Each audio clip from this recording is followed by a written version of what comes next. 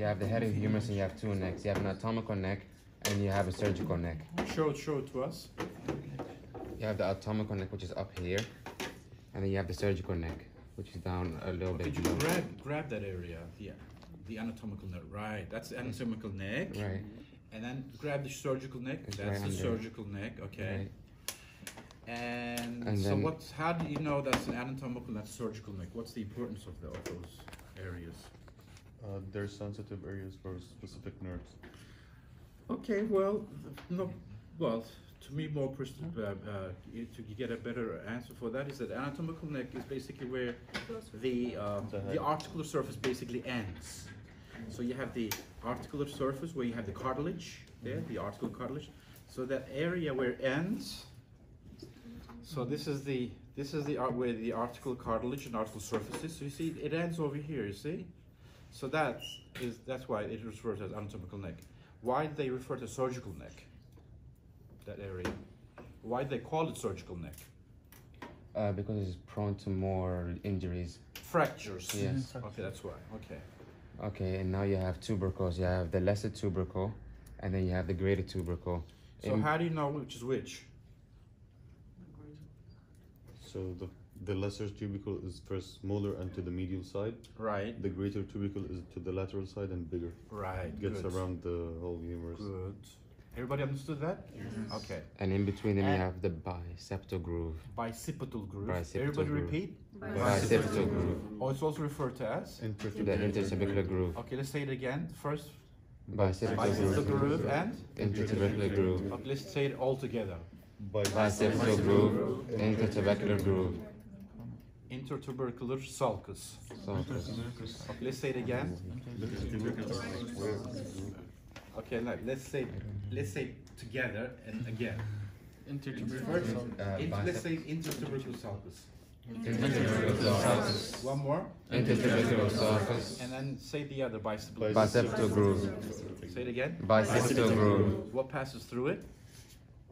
The tent for the muscles. Right. Which one? Tendon of the Long head of biceps. Okay, so the tendon of the biceps, the long head of the biceps basically passes through this groove. And there's also like transverse ligament that also covers that. Forget about that right now. So the tendon of the long head of the biceps passes through this groove and then goes inside the capsule and then goes inside the capsule and then above the glenoid cavity and attached to the supraglenoid tubercle. Right. Okay. Yes, go ahead. You have you have the lateral border, which is on this side. You have the medial border. Right. If you look at the lateral border, we have the delta tuberosity, which is right over here. It's like anterolateral surface. Anterolaterally, we have the deltoid tuberosity. So show the lateral tuberosity. It's right Right. over here. So it's like anterolateral. So this is the anterior surface here. So deltoid tuberosity is somewhere around here. You see this? Yes. So this is the anterior surface here. It's like anterolaterally. You see? Laterally. That's the deltoid tuberosity there, right? So what attaches to the deltoid tuberosity? Deltoid muscle. Deltoid muscle. Okay, it's simple, right? Then if you look posterior at the humerus, you'll have the radial groove. Okay, so we're looking at the back right now. So it goes like obliquely here, you see? Radial groove. Right. Obliquely. And basically it blends with the deltoid tuberosity here, this radial groove. What's the importance of that groove? If the radial groove gets injured, What's the importance of that groove? What does it contain? Contains the What radial, does it contain? What passes on this groove? radial nerve, the radial nerve and the profunda brachial artery. Okay, so let's say it all together. The radial nerve, Radial nerve and the profunda brachial artery. again. The radial nerve, the profunda brachial artery. The artery. You say it. The artery. Profunda brachial. Profunda brachial artery. Brachial artery.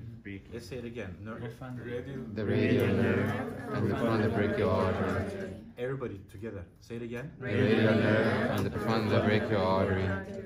Okay, good. So if you have a fracture over there, Yes, you you're tend gonna to get injured in the radial. nerve and Okay. and there's also we didn't talk about the surgical neck. If there's a fracture in the surgical the neck. surgical neck. If there's a fracture in the surgical neck, you're gonna injure your axillary nerve and your circumflexual humeral artery. Posterior Right, side. posterior circumflexion. Posterior artery. circumflexion Let's take it all artery. together. If you damage the surgical neck, You're You're gonna damage the axillary axillary nerve nerve, and the posterior circumflexural humeral artery. right. Let's say it again. Axillary Axillary nerve, nerve, posterior posterior circumflexural circumflexural artery. artery. Okay. All right. Continue. Continue. So going down, you have. So now you're talking about. So we finished the shaft, the proximal Yeah. end. You're talking about the distal end, right? Right. Now going to the distal end, exactly from the Or back. distal part, or distal extremity, whole thing. Posteriorly, you have the olecranon fossa. Okay, so first start with the anteriors. Anteriorly, you have the epicondyles, the medial epicondyle and the lateral epicondyle. Show it. Where's that? This is the medial epicondyle. How do you know that's medial epicondyle? It's on the medial side, How do you know that's the medial side? from the lesser tubercle. Okay, so basically, if you look at the head, the caput, the head is Oh, yeah, it's it towards atta- medially, yeah. right? So it has attaches to the glenoid cavity. That's why. Okay, so this is the medial side. You see, it's on the same side. The where you have the head, it's on the same side with the head. And so that's why it's medial epicondyle. And that's one. Second is that if you look at the lateral, you have lateral epicondyle. It's shorter, it's blunt. Okay. However, the medial epicondyle, it's thicker and longer, and you can feel that. Everybody feel your own medial epicondyle. Okay, lateral epicondyle, you can't really feel that much, right? But medial epicondyle is prominent. So that's this. Okay, one thing, yeah, go ahead. Yeah, so above the epicondyles, you have the medial and lateral supracondylar ridges. Right, which are these two, right? Yeah, and then going to the condyles, you have the trochlear and the capitellum. Right, trochlear is on the medial side, and capitulum is on the lateral Lateral side. side. Lateral side. And then trochlear is like like a pulley. The capitulum is rounded. Yeah, Right. which attaches to the trochlear notch and the ulnar radius. Like Right, which attaches to what? Say it again. the Trochlear The attaches trochlear to attaches the to trochlear of notch. the ulnar. of the ulnar Yes. and And the capitulum attaches to the head of the radius. head of the radius. Good. Okay. And going above the condyles, you have the conoid fossa and the radial fossa. So conoid fossa is on the medial side above the trochlear. Yeah. Right. And the radial fossa is above the capitulum. So what's the importance of these two fossa? They attach to the ulnar radius also. Right, basically it doesn't really attach, but it basically comes in contact Yeah. in a flex position. When you flex your forearm like this, so you basically, when you flex your forearm, okay, yeah, it's over here.